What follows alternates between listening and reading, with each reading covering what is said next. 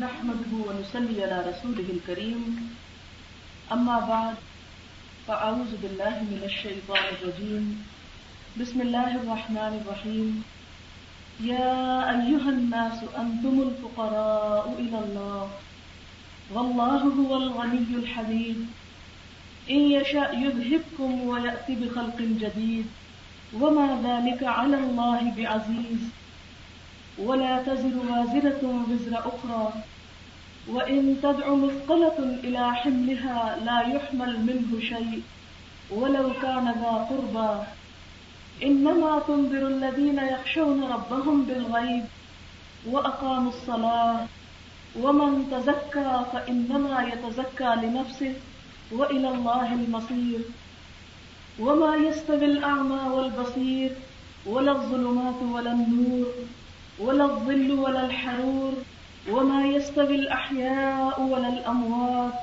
إن الله يسمع من يشاء وما أنت بمسمع من في القبور إن أنت إلا نذير إنا أرسلناك بالحق بشيرا ونذيرا وإن من أمة إلا خلا فيها نذير وإن يكذبوك فقد كذب الذين من قبلهم جاءتهم رسلهم بالبينات وبالزبر وبالكتاب المنير ثم أخذت الذين كفروا فكيف كان نكير صدق اللہ العظیم۔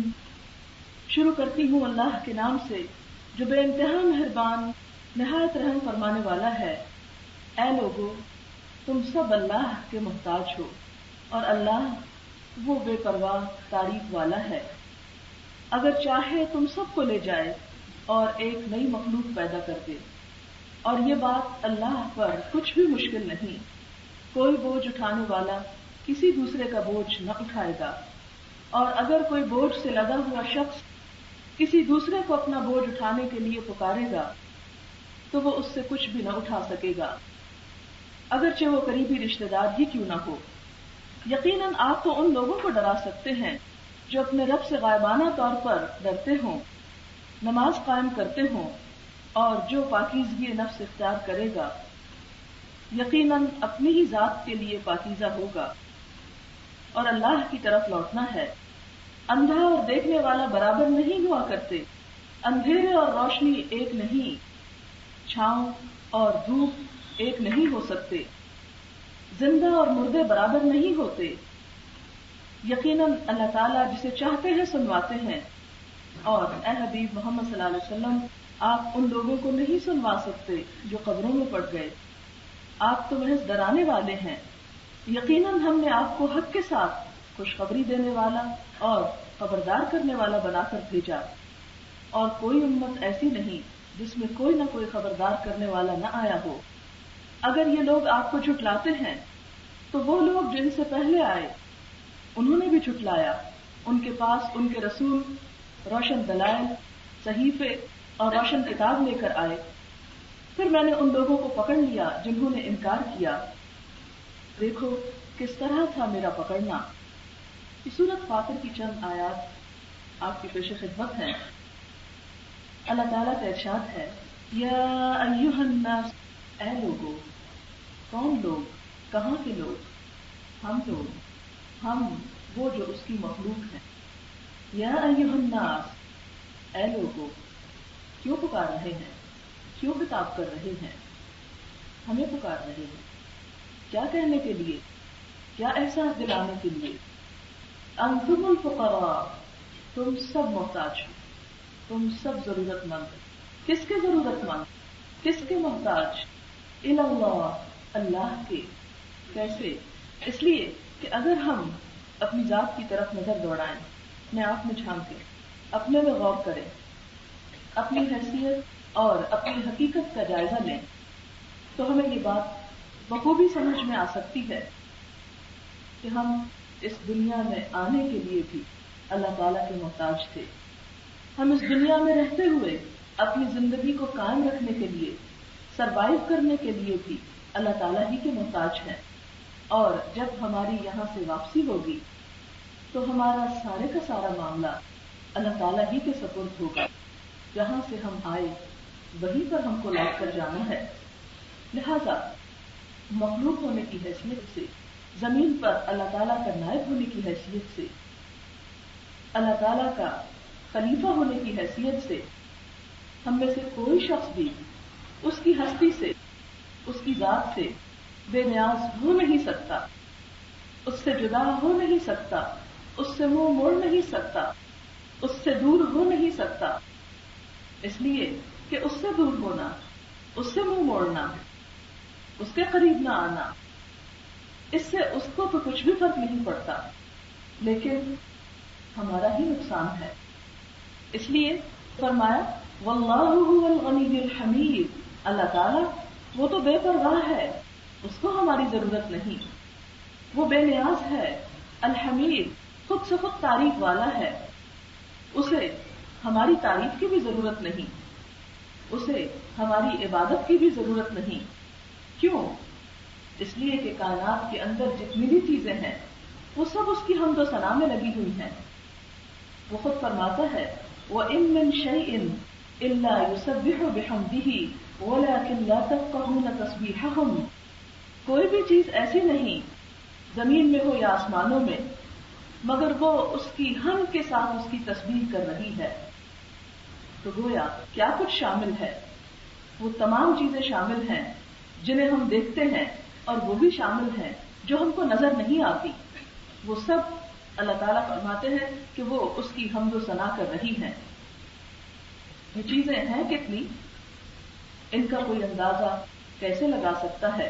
چھوٹی سی مثال آپ کو دیتی ہوں کہ یہ وسیع آسمان جو ہمیں اپنے چاروں طرف نظر آتا ہے، ہم کہیں بھی بیٹھے ہوں جہاں تھوڑا سا بھی باہر جھانکنے کا موقع ہو تو ہر طرف آپ کو مشرق اور مغرب، شمال اور جنوب میں اپنے دائیں اور بائیں ہر طرف آسمان بکھرا ہوا نظر آتا ہے، پھیلا ہوا، وسعتوں والا. اس کی وسعتیں کتنی ہیں شاید آپ کو اس کا کچھ اندازہ ہو ہی، لیکن صرف یاد دہانی کے لیے اتنا بتا دینا چاہتی ہوں کہ اس کائنات کے اندر، اور یہ بھی صرف انسانوں کی ڈسکوری ہے، اصل علم تو اللہ تعالیٰ ہی کے پاس ہے، کیونکہ اللہ تعالیٰ خود فرماتے ہیں وَلَا يُحِيطُونَ بِشَيْءٍ مِّنْ عِلْمِهِ إِلَّا بِمَا شَاءَ، یہ لوگ اس کے علم میں سے کچھ احاطہ نہیں کر سکتے، اس کا گھیراؤ نہیں کر سکتے، اس کو نہیں جان سکتے مگر اتنا جتنا وہ خود چاہتا ہے. تو انسانوں کے موجودہ علم، موجودہ انکشافات، اس لیے کہ یہ سلسلہ ابھی رکا نہیں، ابھی چل رہا ہے، ابھی تک کی معلومات کے مطابق اس کائنات کے اندر 1 ملین سے زائد گیلیکسیز ہیں. گیلیکسی جس کو آپ کہکشاں کہتے ہیں، 1 نہیں، 2 نہیں، 1 ملین گیلیکسیز. اور ایک گیلیکسی کتنی بڑی ہوتی ہے؟ اس میں 1 ٹریلین ستارے ہوتے ہیں ایک گیلیکسی کے اندر. 1 ٹریلین، اس ٹریلین کو پھر آپ ملین سے ضرب دیتے ہیں تو آپ اندازہ کر سکتے ہیں کہ اس کی بنائے ہوئے صرف ان ستاروں سیاروں میں سے کتنی بڑی مخلوق ہے. اور اس میں آپ دیکھیں کہ اگر روشنی کی رفتار سے کوئی سفر کرنا شروع کر دے تو زندگی ختم ہو جائے، لیکن وہ ایک کنارے سے دوسرے کنارے تک پہنچ ہی نہیں سکتا. اور پھر یہ بھی آج کا انسان خود کہہ رہا ہے کہ یہ اس کائنات کی وسعتوں کا سلسلہ ختم نہیں ہوا، یہ ابھی تک وسیع تر ہوتا چلا جا رہا ہے. جیسا کہ قرآن پاک 1400 سال پہلے پکار کر کہہ رہا ہے. اللہ تعالیٰ فرماتے ہیں وَالسَّمَاءَ بَنَيْنَاهَا بِأَيْدٍ، اور آسمان ان کو ہم نے اپنے ہاتھ سے بنایا. وَإِنَّا لَمُوسِعُونَ، اور یقیناً ہم وسعت دینے والے ہیں، یعنی اس میں مزید وسعت پیدا کرتے چلے جا رہے ہیں. تو یہ سب کچھ کس کا بنایا ہوا ہے؟ دنیا میں کوئی بھی چھوٹی سے چھوٹی چیز بغیر کسی بنانے والے کے نہیں بنا کرتی. اس وقت آپ کے سامنے یہ پانی کا ایک جگ نظر آ رہا ہے.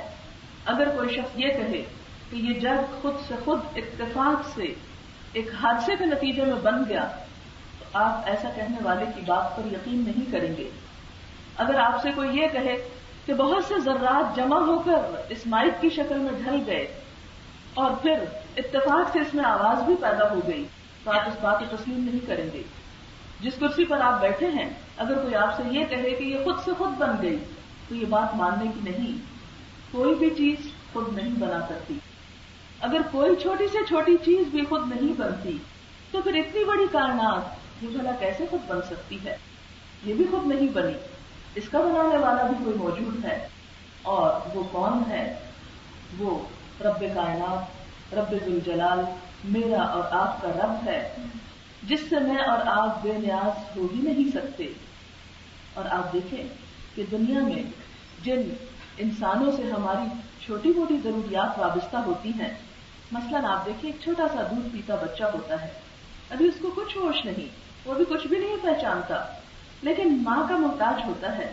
ماں ذرا ادھر ادھر ہوتی ہے تو وہ رونے لگ جاتا ہے، وہ اپنی ضرورت کا احساس دلاتا ہے. اسی طرح انسانوں کے بعض اوقات کسی نہ کسی حوالے سے ضرورت مند ہوتے ہیں، اس لیے کہ اللہ تعالیٰ نے یہ دنیا بنائی ہی اسی طرح ہے کہ سب ایک دوسرے کی ضرورت ہے. لہٰذا آپ تصور میں لائیں کہ جہاں آپ کا تھوڑا سا بھی مفاد ہو کسی قسم کا، آپ اس سے بگاڑ کے نہیں رکھتے. آپ نے لوگوں کو دیکھا ہوگا کہ جب انہیں مطلب ہوتا ہے، جب ان کا کوئی مقصد ہوتا ہے تو وہ آپ کے آگے پیچھے ہوتے ہیں، لیکن جب مطلب پورا ہو جاتا ہے تو چاہے بھول جائیں. اب آپ دیکھیں کہ اگر انسان ضرورت کے وقت انسانوں سے نہیں بگاڑتا، اور کوئی عقل مند انسان ایسا نہیں کرتا، تو پھر وہ جس کے ہم سب محتاج ہیں اور پوری کائنات محتاج ہے، اس سے ہم بے نیاز کیوں کر ہو سکتے ہیں؟ بے نیازی تو صرف اس کی صفت ہے. ہم تو محتاج ہیں.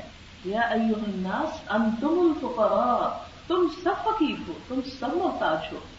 اس لیے ایک انسان دنیا میں آنے سے پہلے جب ماں کے پیٹ میں ہوتا ہے، خود ماں نہیں جانتی کہ اس سٹیج پر اس کے جسم کا کون سا حصہ بن رہا ہے، اس کی آنکھوں کا رنگ کیا ہے، اس کی شکل کیسی ہے، اس کے اعضاء صحیح سلامت ہیں یا نہیں، اس کا دماغ صحیح کام کرتا ہے یا نہیں. اور پھر عین ولادت کے وقت بھی وہ سراسر اللہ کے رحم و کرم پر ہوتا ہے. اور ہر ماں جو اس کیفیت سے گزرتی ہے وہ اپنے دل کے حال کو جانتی ہے کہ اس وقت کیسے کیسے خوف کا شکار تھی، کہ معلوم نہیں میں بھی زندہ رہتی ہوں یا نہیں، اور آنے والا بھی زندہ رہتا ہے یا نہیں. پھر جب وہ پیدا ہو جاتا ہے اور اس کو ہم گود میں اٹھاتے ہیں تو سب سے پہلے کیا دیکھتے ہیں؟ ہاتھ پاؤں تو ٹھیک ہے، کان اور آنکھیں تو ٹھیک ہے. پھر ہمارا دل چاہتا ہے وہ آنکھیں کھولے اور ہمیں پتا چلے وہ دیکھ سکتا ہے. یہ سب کچھ کس کے ہاتھ میں ہے؟ ہم اس موقع پر کتنے بے بس ہوتے ہیں. اگر وہ پیدا ہونے والا بچہ کسی بھی چیز سے محروم ہو، کیا ہم میں سے کوئی اس کے لیے کچھ کر سکتا ہے؟ اگر اللہ تعالیٰ اس کی آنکھیں نہ بنائے، یا اس کا ناک نہ بنائے، یا اس کے بازو نہ بنائے، یا اس کے انگلیوں کے آگے ناخن نہ بنائے، یا اس کے سر پر بال نہ اگائے، یا اس کے جسم کے اندر روح نہ پھونکے، اس موقع پر اگر اللہ تعالیٰ نے کسی کو زندہ نہیں پیدا کرنا ہوتا تو ہماری ساری مشینیں مل کر بھی اس کو زندگی نہیں دے سکتی. تو انسان تو اپنے سانس لینے کے لیے بھی اس کا ضرورت مند ہے، اور ہم سب اس وقت بھی اور ہر جگہ اپنی اس زندگی کے لیے اس کے محتاج ہیں. اس لیے کہ آپ نے اپنے ہی جیسے لوگوں کو دیکھا ہوگا کہ بیٹھے بٹھائے دنیا سے رخصت ہو گئے، کوئی بظاہر بیماری نہیں، کوئی تکلیف نہیں، کوئی دکھ نہیں، اچھے خاصے کھاتے پیتے جاگتے بولتے ہنستے کھیلتے انسان لمحوں میں کہیں اور چلے جاتے ہیں. ایسا کیوں ہو جاتا ہے؟ کون ہے جو یہ سب کچھ کرتا ہے؟ یہ رب العالمین ہی ہے، وہ جس کی طرف سے ہم آئے ہیں اور جس کی طرف ہمیں لوٹ کر جانا ہے. اگر ہم اس کو بھلا دینا چاہتے ہیں، اس کی اطاعت نہیں کرنا چاہتے، تو وہ تو ضرورت مند نہیں ہے. اس کا کارخانہ قدرت تو اس وقت بھی چل رہا تھا جب میں اور آپ نہیں تھے. اس وقت بھی سورج نکلتا تھا، اس وقت بھی بارشیں برستی تھی، اس وقت بھی زمین اگاتی تھی، اس وقت بھی سب کچھ موجود تھا جب ہم میں سے کوئی بھی نہیں تھا. اور یہ سب کچھ اسی طرح چلتا رہے گا جب ہم سب یہاں سے چلے جائیں گے، اور ایک دن لازمی واپسی ہے.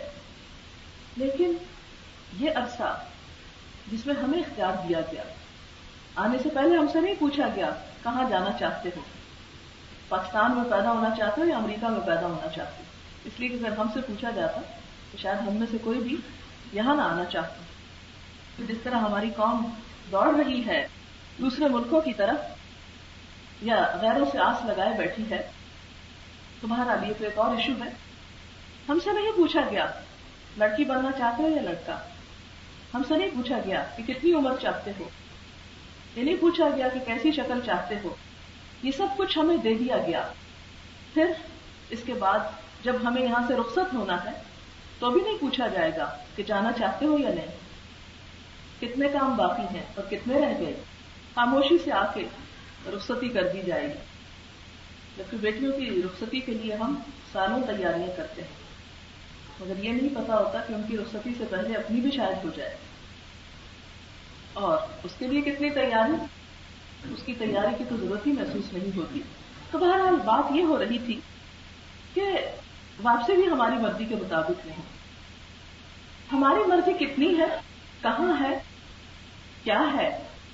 ہماری مرضی، ہماری آزادی، ہمارا اختیار، یہ عقل کا کام کرنا، ہمارے دل اور دماغ کا کام کرنا، یہ صرف اور صرف اس چند روزہ زندگی تک محدود ہے. پھر جب ہماری اس کی طرف واپسی ہے تو پھر ہم کیا ہیں؟ پھر ہم اس کے محتاج ہیں. وہ رحم کرے تو ہماری بخشش ہو سکتی ہے، وہ نہ معاف کرے تو کوئی اور بخش بھی نہیں سکتا. وہ پناہ دے تو پناہ ہے، اگر وہ پناہ نہ دے تو کوئی اور پناہ دے نہیں سکتا. ہم اپنے آنے میں اور اپنے جانے میں ہر چیز میں اس کے محتاج ہیں. اور خود اس زندگی کے ہمارا رزق کون اگاتا ہے، ہمیں کون کھلاتا ہے، یہ پانی کے چشمے کون بہاتا ہے، یہ آکسیجن کا انتظام کس نے کر رکھا ہے، جو بغیر دیکھے، بغیر کچھ خرچ کیے، بغیر کچھ لگائے، بغیر کسی ایفرٹ کے ہم سو بھی رہے ہوتے ہیں تو اسے استعمال کر رہے ہیں. کتنی عیاشی کرتے ہیں بغیر کسی قیمت. اور اگر صرف اسی کی قیمت ہو جاتی تو شاید دنیا میں بہت کم لوگ زندہ رہ سکتے.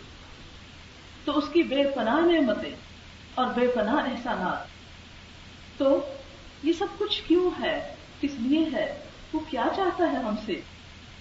وہ یہ چاہتا ہے کہ جیسے میں نے تم پر احسانات کیے ہیں اسی طرح تم کیا کرو، بس شکر بجا لاؤ، بندہ ہونے کا احساس پیدا کر لو کہ تم میرے بندے ہو. اس لیے کہ آپ دیکھیں کہ آپ کی پوزیشن میں، آپ کی ملکیت میں جتنی چیزیں ہوتی ہیں ان پر آپ کو ناز ہوتا ہے، آپ کو اپنے بچوں پہ فخر ہوتا ہے، آپ کو اپنا گھر دیکھ کے خوشی ہوتی ہے، آپ کو اپنے کپڑوں سے، زیورات سے، ضرورت کی تمام چیزوں سے ایک خاص قسم کا انس ہوتا ہے. اور اگر ان چیزوں کو زبان دے دی جائے اور یہ بولنے لگے کہ نہیں ہم تمہارے نہیں، ہم کسی اور کے ہیں، تو کیا بیتے ہم پر؟ اللہ تعالیٰ کے ہم بندے ہیں، اسے ہم پر مان ہے. وہ ہم سے چاہتا ہے کہ ہم اپنی آزادی، اپنی مرضی، اپنی خوشی کے ساتھ اس کی اطاعت کریں، اس کی بات مانیں، اس کو اپنا رب مان لیں، اس کو اپنا مالک سمجھ لیں، اس کو اپنا بڑا سمجھ لیں. اسی لیے تو ہم سے کہا جاتا ہے ہر نماز کے اندر اللہ اکبر، اللہ اکبر، اللہ اکبر. بار بار ایک کلمہ دہرایا جاتا ہے کہ وہ سب سے بڑا ہے، سب سے بڑا ہے، سب سے بڑا ہے. اسی بندگی اور اسی بزرگی کا اقرار ہی تو ہم کرتے ہیں نماز کے اندر. یہی تو وہ ہم سے چاہتا ہے کہ جو اس کا حق ہے اس کے حق کو تسلیم کر لیا جائے. آپ دیکھیں کہ انسان ہونے کی حیثیت سے ہم میں سے ہر شخص اپنے حقوق کا نعرہ لگا رہا ہے. آج کا دور حقوق کا دور ہے اور اس کے لیے بڑے بڑے جھگڑے ہوتے ہیں، بڑے بڑے پروسیشنز ہوتے ہیں، بینرز اٹھائے جاتے ہیں، نعرے لگائے جاتے ہیں، عالمی سطح پر کانفرنسز ہوتی ہیں کہ ہمارے حقوق. لیکن جس رب نے ہمیں سب کچھ دیا اس کا کوئی بھی حق نہیں، اس کے لیے کوئی بھی کانفرنس نہیں، اس کے لیے کوئی بھی اجتماع نہیں، اس کے لیے کوئی بھی کوشش نہیں. نہیں، اس کا حق تو سب سے بڑا حق ہے، اس کے تو ہم قدم قدم پر محتاج ہیں. اس کا بھی حق ہے اور اصل میں بندہ وہی ہے جو اس کا حق تسلیم کر لے اور جو اس کا حق دینے کے لیے تیار ہو جائے. اور اس کا حق کیا ہے کہ اسے واقعی ہم اپنا مالک سمجھ لیں، اسے اپنا معبود سمجھ لیں، اسے اپنا الہ سمجھ لیں، اسے اپنے سے بڑا سمجھ لیں. اس کے احکامات کو اپنی مرضی اور اپنی خواہشات سے بڑا سمجھیں. یہی دراصل ہمارا امتحان ہے، یہی دنیا میں ہم سے دیکھا جا رہا ہے. آپ دیکھیں کہ بے شمار جو مخلوق ہے اللہ تعالیٰ کی پیدا کردہ، ان کا اپنا کوئی بھی اختیار نہیں. وہ سب وہی کچھ کر رہے ہیں جو رب ان سے چاہتا ہے. ایک ایک چیز حمد و ثنا کر رہی ہے، لیکن انسان کی حمد و ثنا اور ان میں بہت بڑا فرق ہے. اس لیے کہ انہیں تو آزادی دی نہیں گئی، ان سے تو پوچھا نہیں گیا، انہیں تو ایک کام دے دیا گیا اور وہ کر رہے ہیں. جسے قرآن پاک میں آتا ہے کل فی فلک یسبحون، ہر ایک اپنے چکر میں گھوم رہا ہے، ہر ایک اپنے مدار کے گرد تیر رہا ہے. لیکن انسان جب شعور کے ساتھ، اپنی عقل کے ساتھ، اپنے ارادے کے ساتھ، اپنی نیت کے ساتھ، اپنے جذبات کے ساتھ، اپنی خوشی کے ساتھ، اپنی پوری یکسوئی کے ساتھ اپنے یہ اختیارات رکھتے ہوئے کہ وہ رب کی طرف نہ بھی جائے، جب وہ رب کی طرف پلٹتا ہے، اس کے پلٹنے پر رب کو جو خوشی ہوتی ہے وہ باقی پھر ساری کائنات کی تسبیح پر نہیں ہوتی. اس لیے کہ انہیں تو اور کچھ کرنا نہیں تسبیح کے سوا. جیسے اللہ تعالیٰ فرماتے ہیں کہ من شاء فلیؤمن ومن شاء فلیکفر، جس کا دل چاہے مانے اور جس کا دل چاہے انکار کرے. اصل خوشی کی بات تو یہ ہے کہ انکار کرنے کی چوائس اور آزادی موجود ہے، اور پھر انسان اپنے رب کی طرف رجوع کر لے، پھر انسان اپنا سب کچھ اس کے حوالے کر دے. اسی کا نام تو دراصل اسلام ہے. اور اللہ تعالیٰ کی عظمت کا احساس اور اس کی محبت اور اس کو بڑا سمجھ لینا، یہی تو دراصل بندگی ہے، یہی تو دراصل عبادت ہے. کہ ہاں رب، میں مانتا ہوں کہ تو نے مجھے عقل دی، لیکن یہ عقل چھوٹی ہے، تیرا حکم بڑا ہے میرے لیے، اور میں اسی میں اپنی خیر، اسی میں اپنی بھلائی، اسی میں اپنی فلاح اور اسی میں اپنی بہتری سمجھتا ہوں. اور اسی چیز کا ان آیات میں ذکر کیا گیا. اور پھر فرمایا کہ اے لوگو، اگر تم نہیں کرو گے تو تم اللہ تعالیٰ کی کمزوری نہیں ہو کہ اسے کوئی مجبوری ہے کہ پھر بھی تمہیں جینے دے رہا ہے. وہ چاہے ان یشاء یذھبکم، وہ تم سب کو لے جائے، وہ سب کو اٹھا سکتا ہے یہاں سے. ایک کن کہنے کی ضرورت ہے اور سب کا سب بجھ کے رہ سکتا ہے، جس طرح کی سورۃ یاسین میں آتا ہے کہ ان کانت الا صیحۃ واحدۃ فاذا هم خامدون. سورۃ یاسین چونکہ آپ بہت پڑھتے ہیں اور یہ الفاظ آپ کے لیے بہت مانوس ہیں. ان کانت الا صیحۃ واحدہ، جب ان قوموں نے نافرمانی کی تو ان کو ملیا میٹ کرنے کے لیے، اٹھانے کے لیے، بجھانے کے لیے اللہ تعالیٰ کو کوئی بہت بڑی ایفرٹ کی ضرورت نہیں تھی. صرف ایک چیخ تھی، ایک آواز، صیحۃ واحدہ فاذا هم خامدون. سب کے سب بجھ کے رہ گئے، کوئی آواز نہ تھی ان کی، کوئی حص و حرکت نہ تھی ان میں. وہ بڑی بڑی عمارتیں، اتنی مضبوط قومیں کہ جس کے بارے میں اللہ تعالیٰ قرآن پاک میں فرماتے ہیں ارم ذات العماد التي لم يخلق مثلها في البلاد وثمود الذين جابوا الصخر بالواد وفرعون ذي الاوتاد الذين طغوا في البلاد فاكثروا فيها الفساد فصب عليهم ربك صوت عذاب ان ربك لبالمرصاد. کہ قوم عاد، کیسی قوم عاد؟ التي لم يخلق مثلها في البلاد، جس جیسی قوم دنیا میں کبھی پیدا ہی نہیں کی گئی، اتنی ترقی یافتہ اور اتنی مضبوط قوم. اور پھر ارم ذات العماد التي لم يخلق مثلها في البلاد، وثمود، اور ثمود کیسی قوم؟ الذين جابوا الصخر بالواد، جنہوں نے پہاڑوں میں تراش تراش کے گھر بنا لیے. ہزاروں سال پرانی قوم، لیکن انتہائی ترقی یافتہ اس معنی میں کہ پہاڑوں کے اندر کھود کے آپ دیکھیں چھوٹا سا پتھر توڑنا ایک بڑا مشکل کام ہوتا ہے، کہاں وہ ایسے زبردست گھر کے جو ہزاروں سال گزرنے کے بعد آج بھی آثار قدیمہ کی شکل میں موجود ہیں. اور پھر فرمایا وفرعون ذی الاوتاد، وہ کیلوں والا فرعون جس کے اتنے بڑے بڑے لشکر ہوتے تھے کہ ہر جگہ کیل کھونٹے گاڑ کے وہ اپنے خیمے تان لیتے، یا اس کی طاقت کی ایک علامت کے طور پر وہ کیل ہوتا. آج بھی مصر میں ایسے مجسمے موجود ہیں کہ جہاں فرعون کا جو بت ہے اس کے ہاتھ میں کیل جیسا نشان پکڑا ہوا جو طاقت اور قوت کا ہے. اور یہ بھی کہا جاتا ہے کہ وہ لوگوں کو سزائیں دیتا تھا، کیلوں سے گاڑ دیا کرتا تھا دیواروں کے ساتھ قیدیوں وغیرہ کو سزا دینے کے لیے. اور ان سب کے بارے میں کیا فرمایا؟ الذین طغوا فی البلاد، انہوں نے ملکوں میں، دنیا میں سرکشی پیدا کر دی، ایسے سرکشی کی. اور پھر کیا کیا؟ فاکثروا فیہا الفساد، انہوں نے فساد خوب خوب کیا، اتنا بڑھ گئے کہ پھر اللہ تعالیٰ نے کیا کیا؟ ان پہ عذاب کا کوڑا برسا دیا. اور جب برسایا تو اس کے بعد آج ان میں سے کتنے لوگوں کے نام ملتے ہیں. آج احرام مصر تو ملتے ہیں لیکن کوئی نہیں جانتا کہ انہیں تعمیر کس نے کیا تھا. آج تک صرف تخمینے اور اندازے قائم کیے جا رہے ہیں. کہاں گئی وہ ترقی یافتہ قومیں؟ کہاں گئے وہ خدا کے سامنے اکڑنے اور بگڑنے والے کہ جن کے بارے میں اللہ تعالیٰ کو فرماتے ہیں کہ اس قوم فرعون کو کیا کیا ہم نے؟ فنبذناہم بالیم.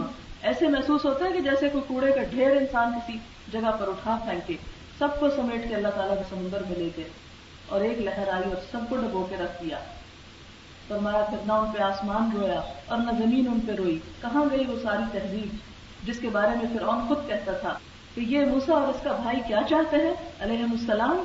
وَيَذْهَبَا بِطَرِيقَتِكُمُ الْمُثْلَىٰ. یہ تمہاری مثالی تہذیب ختم کرنا چاہتے ہیں. یہ سب تمہارے لذت کے سامان ختم کرنا چاہتے ہیں.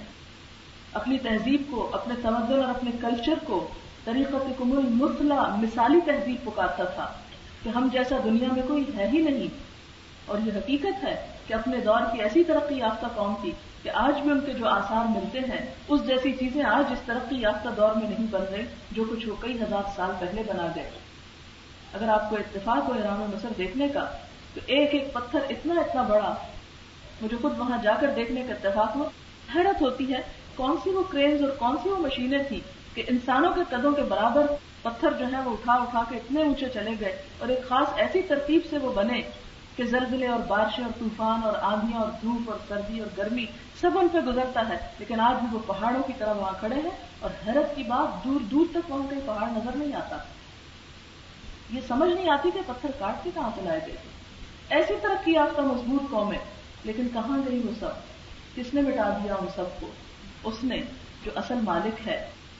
لہذا یہاں پر یہ فرمایا گیا کہ وہ چاہے تو تمہیں اٹھا کے کہیں اور پھینک سکتا ہے، کوئی نئی مخلوق پیدا کر سکتا ہے.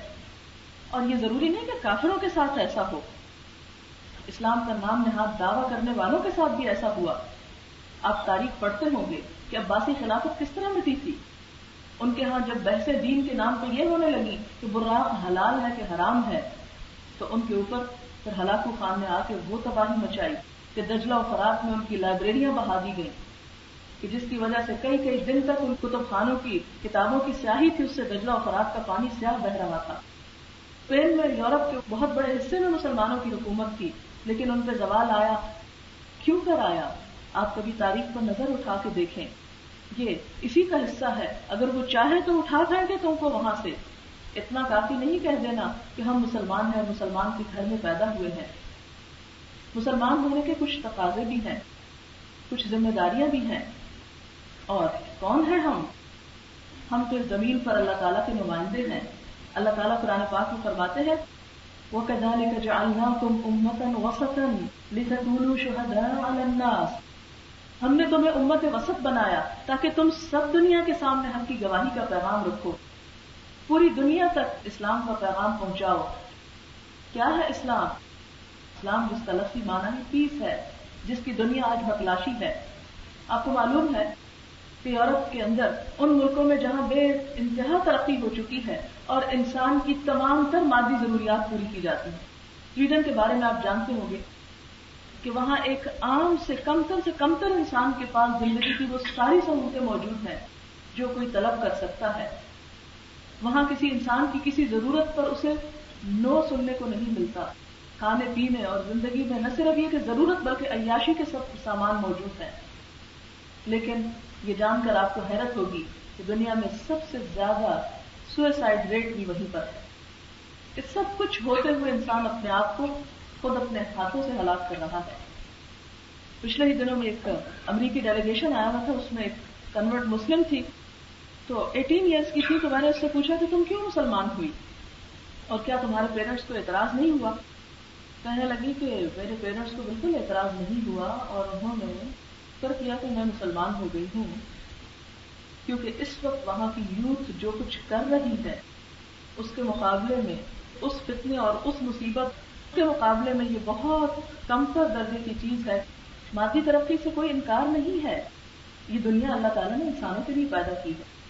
اللہ تعالیٰ خود فرماتے ہیں قُلْ مَنْ حَرَّمَ زِينَةَ اللَّهِ الَّتِي أَخْرَجَ لِعِبَادِهِ وَالطَّيِّبَاتِ مِنَ الرِّزْقِ. ان سے پوچھئے کہ اللہ تعالیٰ کی زینت کو کس نے حرام کیا؟ جو اس نے اپنے بندوں کے لیے پیدا کی. اور رزق میں سے پاکیزہ چیزیں اللہ نے کب انسانوں کے لیے حرام کی؟ یہ پھول اللہ تعالیٰ پیدا ہی نہ کرتا اگر اس خوبصورتی سے استفادہ کرنا انسان کے لیے جائز اور حلال نہ ہوتا. یہ سب کچھ اللہ تعالیٰ نے کیوں پیدا کیا؟ اللہ تعالیٰ تو خود فرماتے ہیں قرآن پاک کے پہلے ہی پارے میں آ جاتا ہے خلق لکم ما فی الارض جمیعا، زمین میں جو کچھ ہے وہ سارے کا سارا تمہارے لیے ہے، وہ ہمارے لیے پیدا کیا گیا. یہ سب نعمتیں کس کے لیے ہیں؟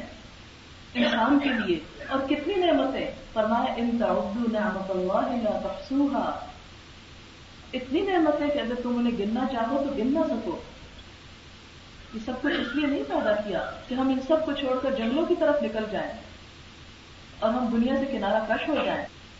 ہم سے مطالبہ صرف اتنا ہے کہ دیکھو انہیں استعمال کرو، یہ تمہاری ہیں لیکن جائز طریقے سے، کسی کے حق پہ ڈاکہ ڈالتے ہوئے نہیں، کسی کو نقصان پہنچاتے ہوئے نہیں، کسی پہ ظلم ڈھا کر نہیں، کسی اور کو ستا کر نہیں، اپنے حق کے ساتھ اور امن و آشتی کے ساتھ اور سکون کے ساتھ.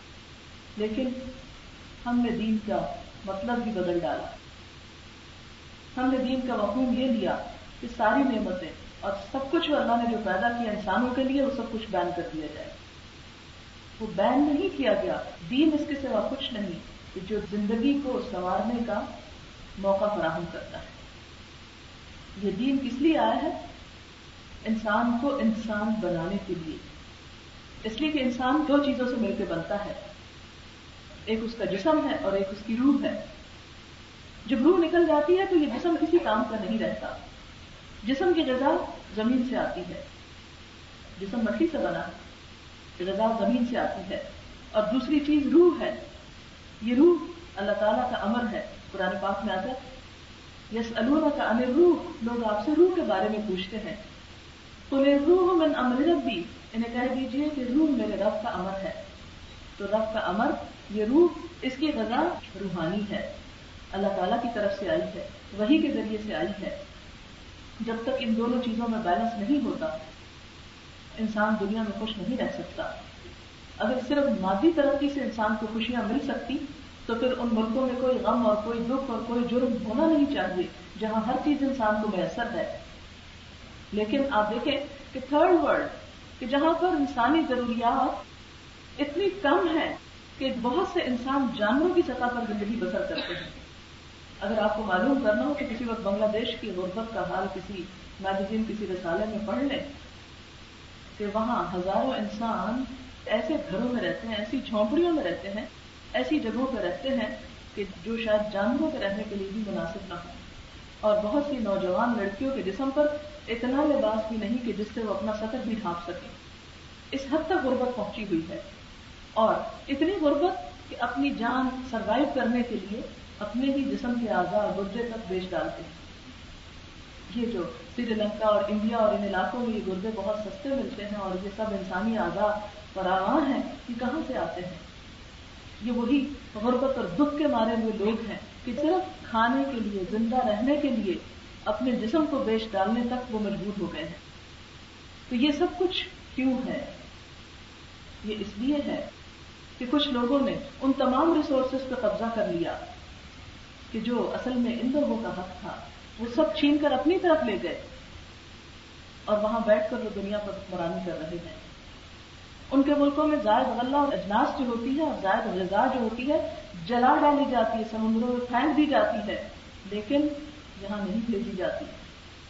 کہ اگر یہ لوگ کھانے پینے لگ گئے اور ان لوگوں کے اندر بھی کچھ بولنے کا سلیقہ آ گیا تو پھر ہماری یہ سپر پاور قائم نہیں رہے گی.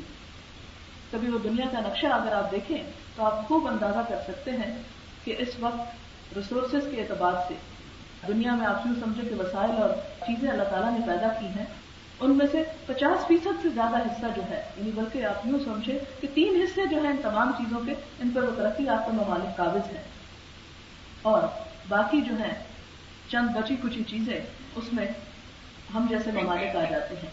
یہ ظلم اور یہ جبر اور یہ سب کچھ کیوں ہے؟ کس لیے ہے؟ کیا یہ انسانی ہمدردی ہے؟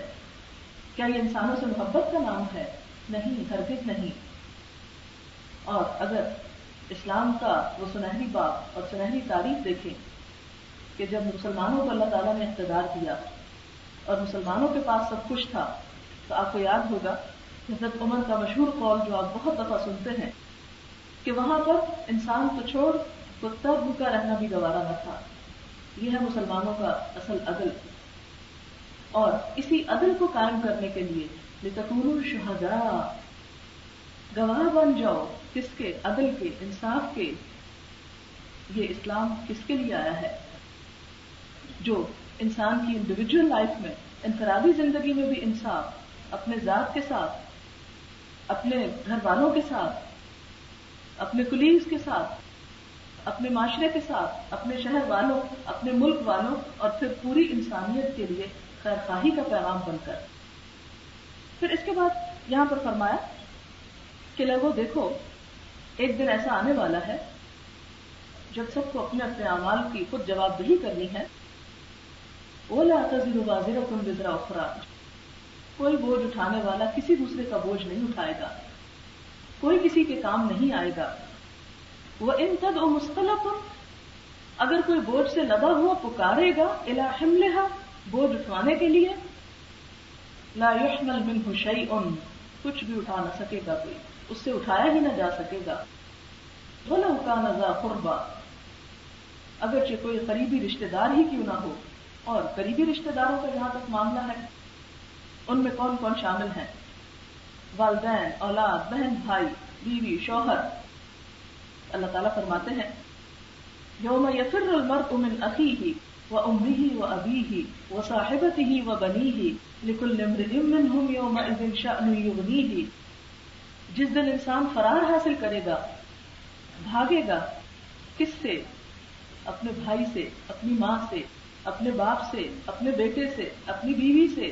لکل امرئ منہم یومئذ شأن، ہر شخص پر اس دن ایسی حالت آ پڑے گی، یغنیہ، جو اسے دوسروں سے بے نیاز کر دے گی، اسے دوسروں سے بے پرواہ کر دے گی، کہ کوئی کسی کے کام نہ آئے گا. اللہ تعالیٰ کا عدل و انصاف بہت بے لاگ ہے. یہ دراصل کیا احساس دلایا گیا کہ تمہیں دنیا میں اپنے حصے کا کام کرنا ہے، اپنی ذمہ داری ادا کرنا ہے. اللہ تعالیٰ کی اطاعت اور بندوں کی خدمت کی جو ذمہ داری ہر انڈیویجول پر قائم ہوتی ہے اس کو اسے پورا کرنا ہے. اگر وہ پورا نہیں کرتا تو گویا اپنے اوپر ایک بوجھ لاد رہا ہے، وہ ذمہ داریوں کا. ذمہ داری آپ یوں سمجھے یہی دراصل بوجھ ہے، اور ادا کر کر کے اس بوجھ کو ہلکا کرنا ہے. اور اگر ادا نہ کیا ان ذمہ داریوں کو جو انسان کی اللہ تعالیٰ کے ساتھ یا بندوں کے ساتھ ہیں، تو قیامت کے دن یہی لدا ہوا بوجھ بن جائیں گی. پھر اس کے بعد فرمایا کہ آپ تو انہی لوگوں کو ڈرا سکتے ہیں جو اپنے رب سے غائبانہ طور پر ڈرتے ہوں اور نماز قائم کرتے ہوں. گویا نماز جو ہے یہ ایک پہچان ہے ایک بندہ مسلمان کی. نماز اس بات کا احساس ہے کہ ایک بندہ اپنے رب سے محبت کرتا ہے، اپنے خالق کا حق ادا کرنا اور اس کا شکر گزار ہونا اور اس کی تعریف کرنا یہ بندے کے اوپر لازم ہے. اور بندے کی طرف سے اس رویے کا اظہار دراصل کیا ہے؟ وہ نماز کی ادائیگی کی شکل میں ہی ہو سکتا ہے. اس کے بارے میں آپ دیکھیں کہ عموماً لوگ نماز کو ایک بہت بڑا بوجھ سمجھتے ہیں، لیکن اگر آپ تھوڑا سا غور کریں نماز کے اوپر تو مجھے ہمیشہ یوں محسوس ہوتا ہے کہ انسان بہت سا کام کر لیتا ہے. مثلاً ظہر کی نماز، سارا دن آپ کام کرتے ہیں، کبھی گھر کی صفائی ہو رہی، کبھی کھانا پکانا ہو رہا، کبھی کپڑے دھو جا رہے ہیں، کبھی اور بہت سے ڈھیروں کام ہو رہے ہیں، کبھی بہت سے لوگ جو جاب کرتے ہیں وہ گھروں سے باہر ٹریول کر کے جا رہے ہیں، کام کرتے ہیں، پھر ٹریول کر کے واپس آ رہے ہیں، پھر گھر پہنچتے ہیں تو کبھی والدین کوئی مطالبہ کر رہے ہیں، کبھی بچے کچھ مانگ رہے ہیں، کبھی ٹیلی فون آ رہے ہیں، کبھی کوئی دروازے پہ نوک کر رہا ہے، کبھی کوئی کچھ. ہر کوئی اپنا اپنا مطالبہ لے کے آ رہا ہے، اپنا اپنا کام چاہتا ہے آپ سے. اور اللہ تعالیٰ آپ پر 70 سے بڑھ کر پیار کرنے والے ہیں. وہ کہتے ہیں سب کو چھوڑ دو میرے بندے اور میرے پاس آ جاؤ، آؤ میں تمہیں سکون عطا کروں. مجھے تو یوں محسوس ہوتا ہے جیسے ایک بچہ دن بھر کھیل کے اپنا ہاتھ منہ گندا کر لیتا ہے تو ماں کہتی ہے آؤ ہاتھ منہ دھو لو، صاف ہو جاؤ اور پھر کھانا کھا لو. بالکل اسی طرح اللہ تعالیٰ بھی ہمیں کہتے ہیں چلو سب کچھ چھوڑ دو، ہاتھ منہ دھو لو، صاف ستھرے ہو جاؤ، ریلیکس ہو جاؤ. आओ इस कोने में मेरे से बातें करो, मैं तुम्हें सुकून अता करूं, आओ मुझसे कुछ दुआएं मांगो, आओ अपनी कुर्बत में इजाफा करो। और फिर हम क्या करते हैं, फिर हम खड़े हो जाते हैं। अल्लाह ताला कहते किसी से ना बात करो, सबको छोड़ दो, सब अपने अपने मुतालबे लिए खड़े हैं, आओ मैं तुम्हें सुकून अता करूं, आओ सारी थकावट उतार दूं तुम्हारी। फिर इंसान खड़ा होता है, इस बात का इजहार करता है अल्लाह अकबर, और फिर कुछ उसकी हम्दो सना करता है। नमाज किस चीज का नाम है? सलात, प्रेयर, दुआ।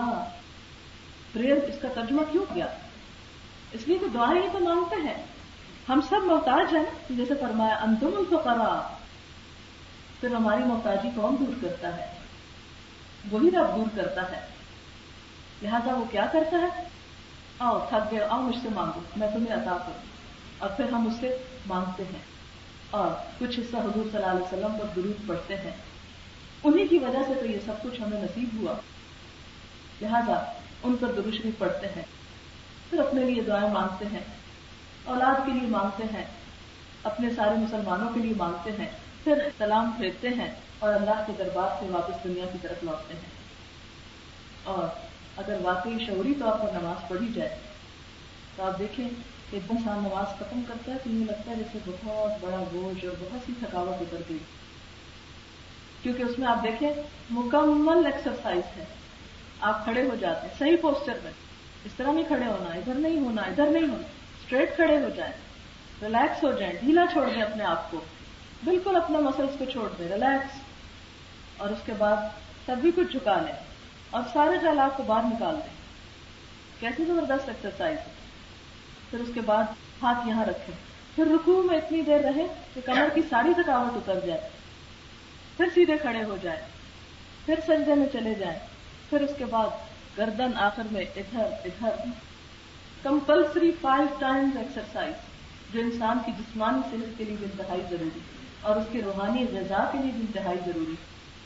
सुबह आप उठते हैं, हल्का फुल्का नाश्ता करते हैं, हल्का फुल्का नमाज का नाश्ता, रूहानी नाश्ता, 2 सुन्नत 2 फर्ज। दोपहर को पेट भर के खाना खाते हैं और पेट भर के रूहानी खाना, जरा लंबी नमाज। फिर असर के वक्त कप चाय का पीते हैं, फिर छोटी सी नमाज, और फिर इसी तरह मगरिब के वक्त इंसान खाने को दिल नहीं चाहता, रूह उदास होने लगती है, वो अंधेरा जब छाने लगता है, फिर एक हल्का फुल्का अल्लाह ताला से गुफ्तगू, वो जो दिन चेंज होने का वक्त है। फिर रात का खाना जरा ज्यादा और रात का रूहानी खाना भी जरा ज्यादा। तो यूं एक नमाज इंसान को दुनिया के साथ साथ जिस्मानी जरूरियात के साथ साथ उसकी रूहानी जरूरियात को भी पूरी करती चली जाती है। और आप देखें अमूमन हार्ट अटैक्स मर्दों में ज्यादा होते हैं और उसकी खास वजह यह भी होती है कि वॉक कम करते हैं।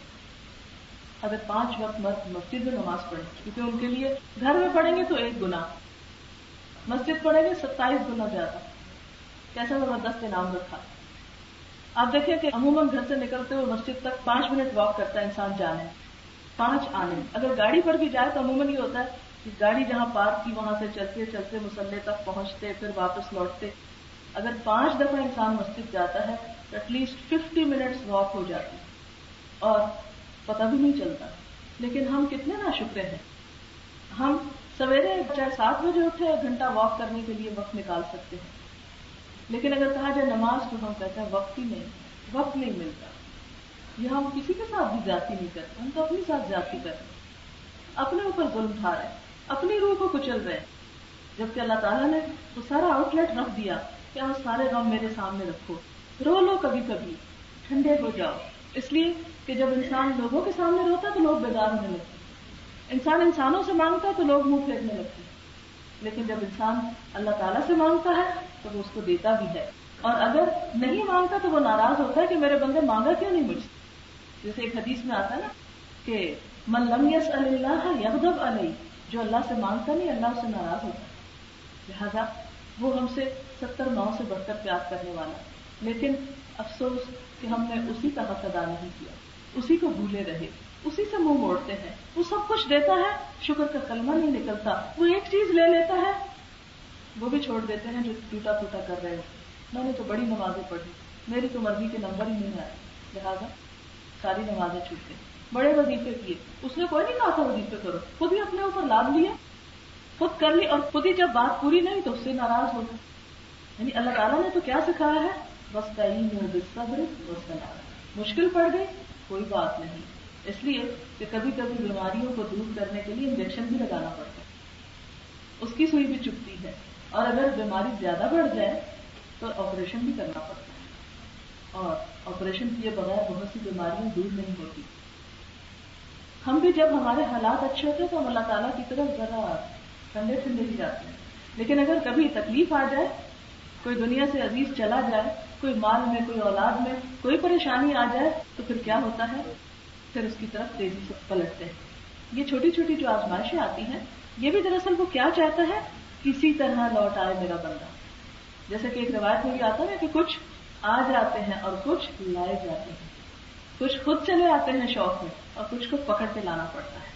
تو یہ جو تکلیفیں چھوٹی موٹی آتی ہیں، یہ بھی اللہ تعالیٰ ایسے پکڑ کے لے آتے ہیں. اب تو آ جاؤ، اب تو مانگو گے نا، اب تو جھکو گے، جس میں تمہارا اپنا ہی فائدہ ہے. لہٰذا وہ ہمیں کیا سکھاتا؟ صبر کے ساتھ اور نماز کے ساتھ اس کے آگے جھکو، اس سے مدد مانگو، اور بغیر اس سے کہ کوئی مشکل آئے. وہ ہم سے 5 نمازوں میں کیا منگواتا ہے؟ صرف تجھ سے ہم مانگ، صرف تیری مدد چاہیے ہم کو. اور کیوں نہ صرف اسی کی چاہیے؟ اس لیے کہ وہی تو سب کچھ دینے کا قادر ہے. سب کون ہے؟ انتم الفقراء، سب فقیر، کوئی بادشاہ ہو یا فقیر ہو، کوئی محل میں رہتا ہو یا جھونپڑی میں رہتا ہو، کہیں بھی کوئی ہو، ہر کوئی محتاج. قصہ پڑھا تھا کہیں، مجھے اچھا لگا، آپ بھی سن لیجیے، شاید آپ کو پہلے ہی معلوم ہو.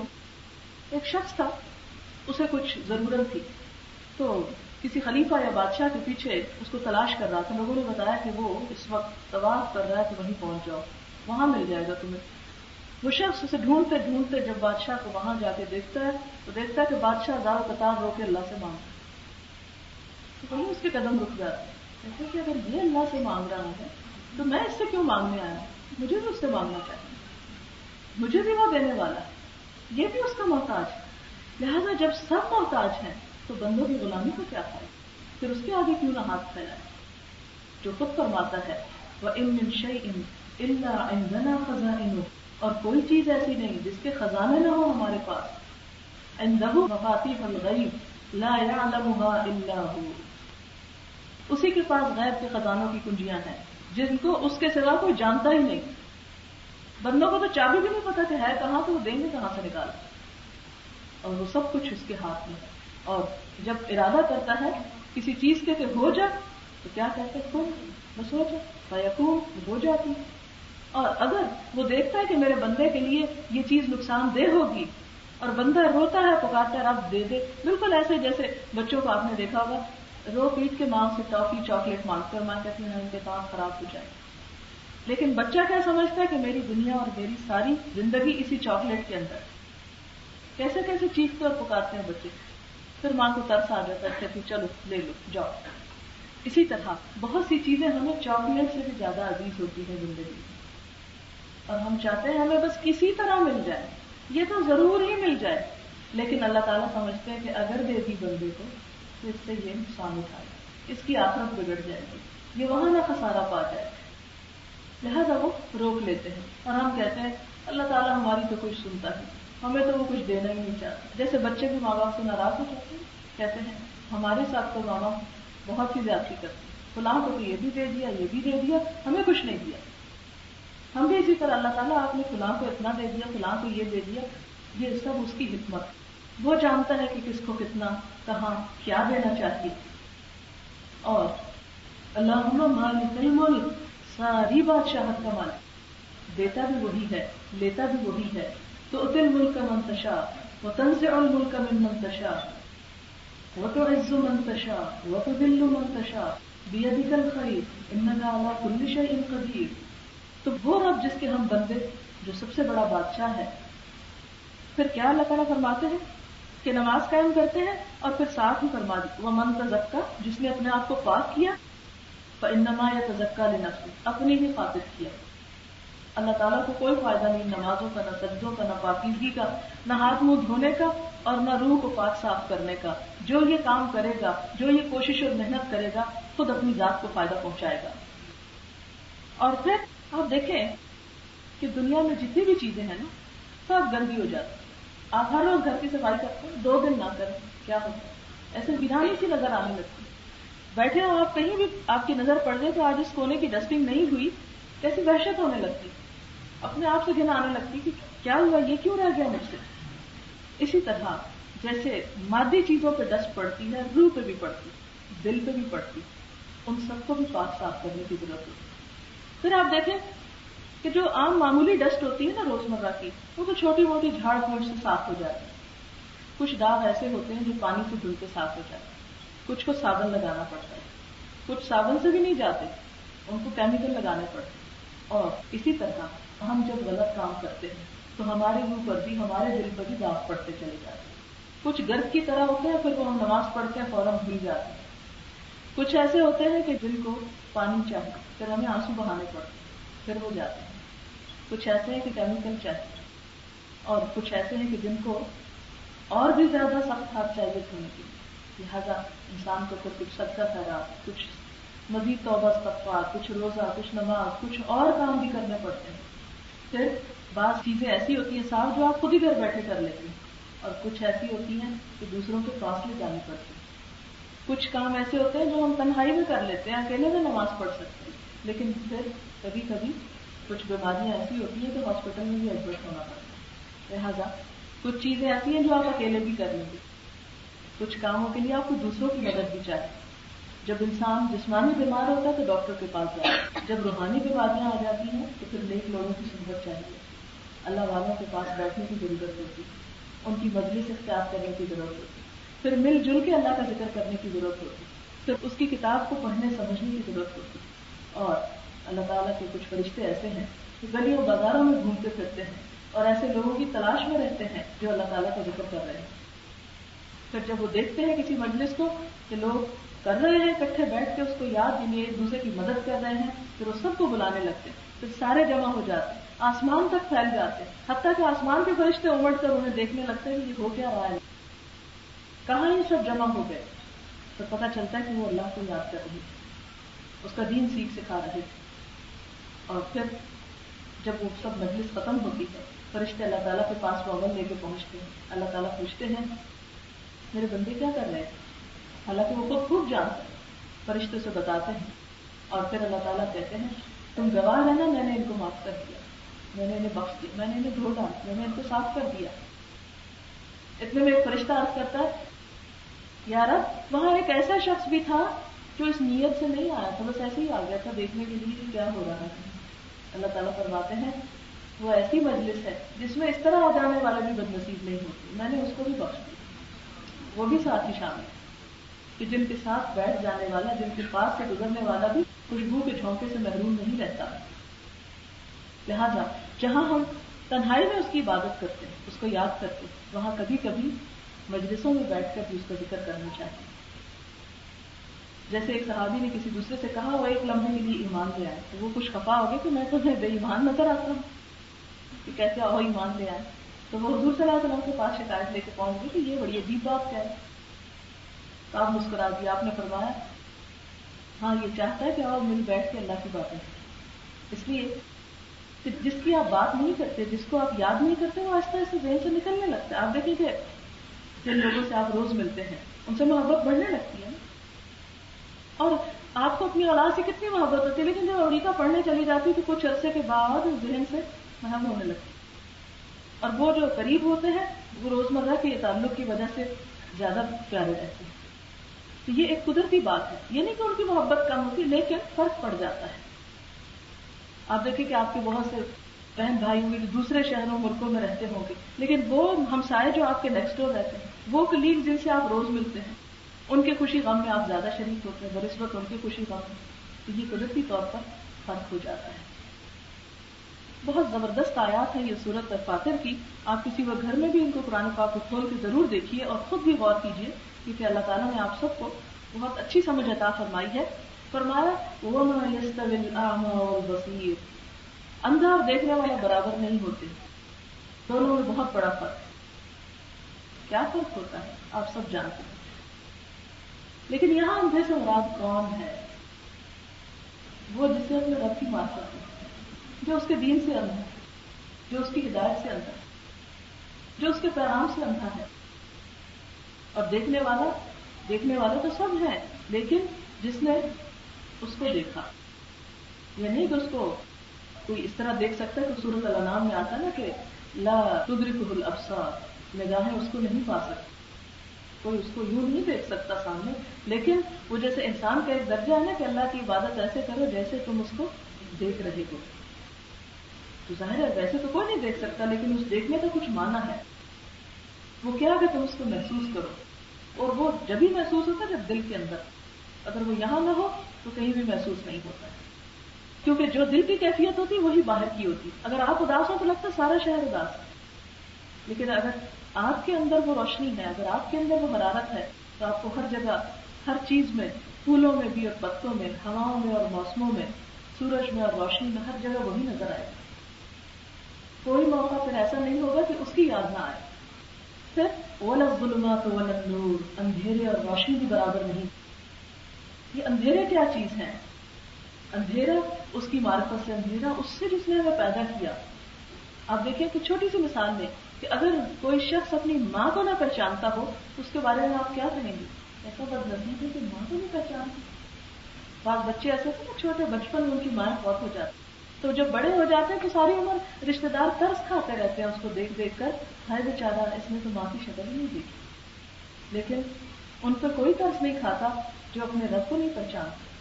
ان پہ ہمیں کبھی بھی نہیں خیال آیا کہ ہائے بیچارے کہ انہیں اپنے رب کا ہی نہیں پتا، اپنے پیدا کرنے والے اور اپنے پالنے والے اور جس کا یہ کھاتے ہیں اور جس کے دیے ہوئے پہ یہ جی رہے ہیں اسی کو نہیں پہچانتے. تو ان کے لیے بھی ہمدردی ہونی چاہیے، ان کے لیے بھی دل میں محبت ہونی چاہیے، اور ان کو بھی اس طرف لانے کی کوشش کرنی چاہیے. اور روشنی سے مراد کیا ہے؟ روشنی دراصل اللہ تعالیٰ نے اپنے آپ کو بھی نور فرمایا، جسے سورۃ النور میں آتا ہے اللہ نور السماوات والارض. اصل نور کیا ہے؟ کہ سورج کی روشنی، یہ لائٹس کی روشنی مراد نہیں ہے، یہ اللہ تعالیٰ کی وہ روشنی کہ جس سے وہ اپنے بندوں کو ہدایت دیتا ہے. فرمایا کہ جو اس کی روشنی میں چلتے ہیں وہ، اور جو اندھیروں میں بھٹک رہے ہیں، جو اس سے بیگانہ ہیں، جو اس سے بے خبر ہیں، وہ برابر نہیں ہوتے. وَلَا الظِّلُّ وَلَا الْحَرُورُ، ٹھنڈی چھاؤں اور دھوپ بھی برابر نہیں ہوتے. وَمَا يَسْتَوِي الْأَحْيَاءُ وَلَا الْأَمْوَاتُ، زندہ اور مردے بھی برابر نہیں ہوتے. حالانکہ دیکھنے میں کیا انسان ہے، وہی ناک، آنکھیں، کان، دل، دماغ اس کے اندر موجود ہوتا ہے جب انسان کی نئی نئی روح نکلتی ہے، لیکن بہت بڑا ڈفرنس ہوتا ہے. لوگ اس کے سر پہ چیخ پکار کریں وہ کوئی جواب نہیں دے سکتا، وہ دیکھ نہیں سکتا، وہ سن نہیں سکتا کہ مقابلہ کیوں کیا جا رہا ہے. کون ہے زندہ؟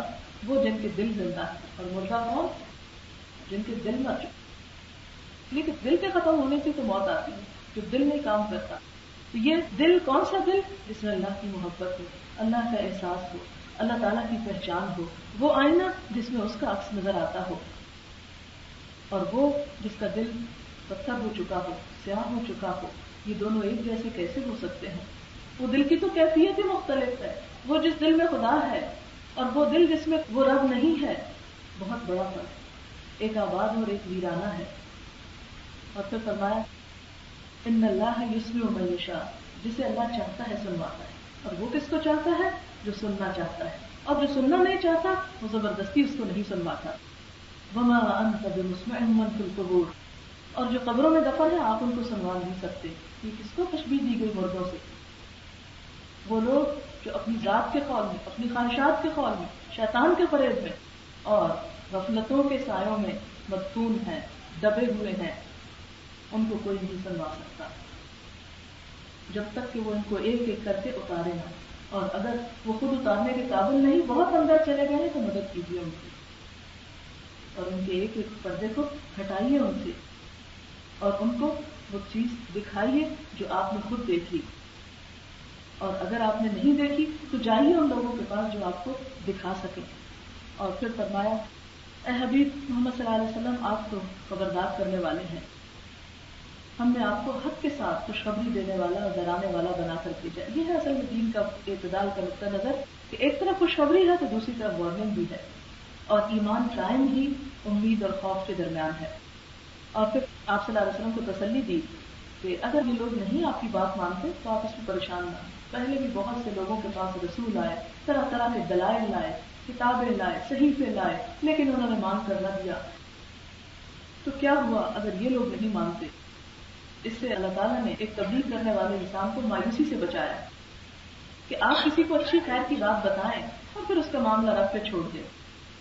اور پھر فرمایا ثم اخذت الذین کفروا فکیف کان نکیر. تو دیکھو دنیا کے واقعات سے سبق لو کہ میں نے ان لوگوں کو پھر پکڑ لیا, انہیں باقی نہ چھوڑا کہ جنہوں نے رب سے منہ موڑا. دیکھو میری پکڑ کیسی سخت تھی.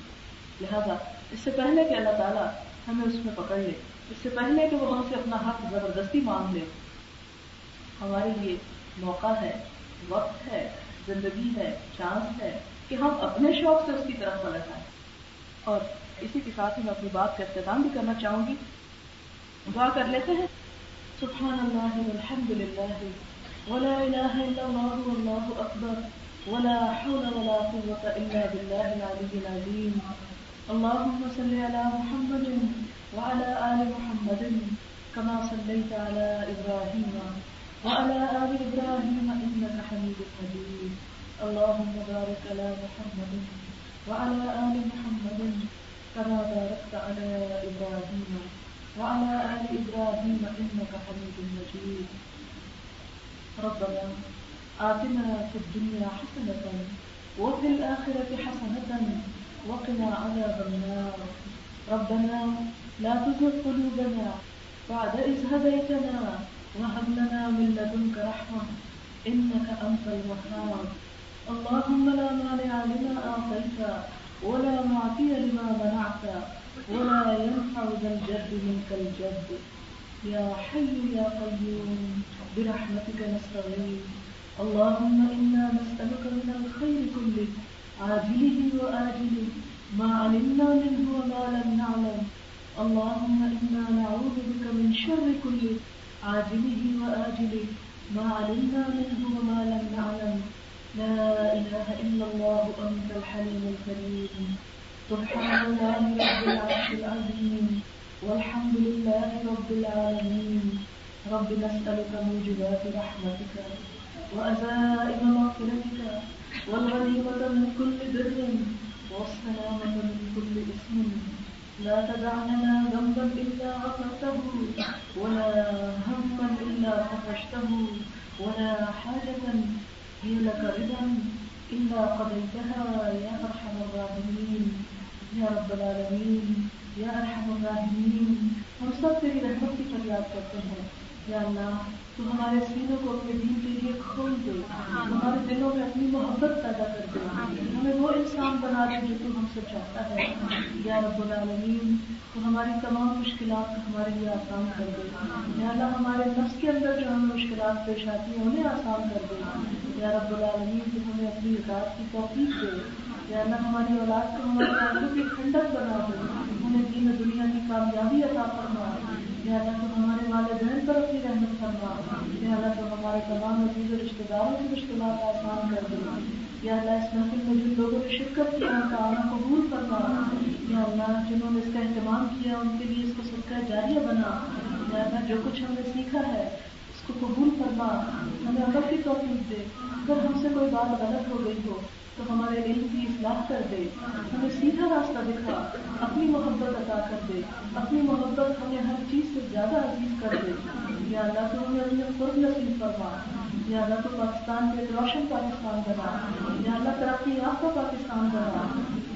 یا رب العالمین اس دنیا کے لیے بہترین مثال بنا دے. یا اللہ یہاں سے ہر طرح کی غربت, بیماری, افلاس دور کرنا. ربنا تقبل منا انك انت السميع العليم وتب علينا انك انت التواب الرحيم. وصلى الله تعالى على خير خلقه محمد وعلى آله وأصحابه وأهل بيته أجمعين برحمتك يا أرحم الراحمين. إلهي آمين.